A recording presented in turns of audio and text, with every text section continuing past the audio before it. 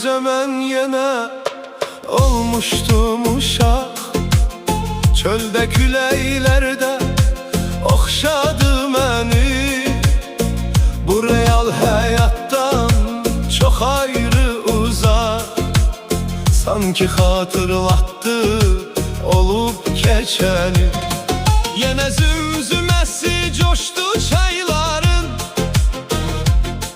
Yenə dərələrdə sel oldu sular.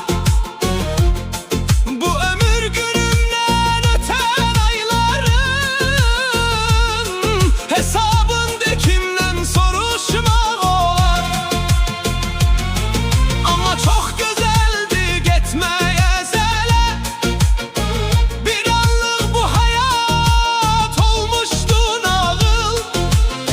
Mən bir kövrək uşaq, gəmim yox hələ. De uşaq ağlına çatarmı ağıl?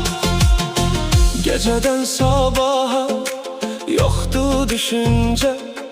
Sabahlar əyləncə, gecələr rahat, gündüz çox oynayır. Yorğun düşüncə, anam əzizləyib oldu narahat. Bu necə həyatdır, bu necə dünya? Balaca beynimdə böyük məcüzə. Gördüyüm nə varsa olmuşdur röya. Bilmirəm mən necə danışım sizə. Darvaza dalında simdən maşınım, çarpayı dəmiri xizəklərimdir. Yox özgə bir dərdim, yox özgə sərim. Qonşu uşaqları əzizlərimdir.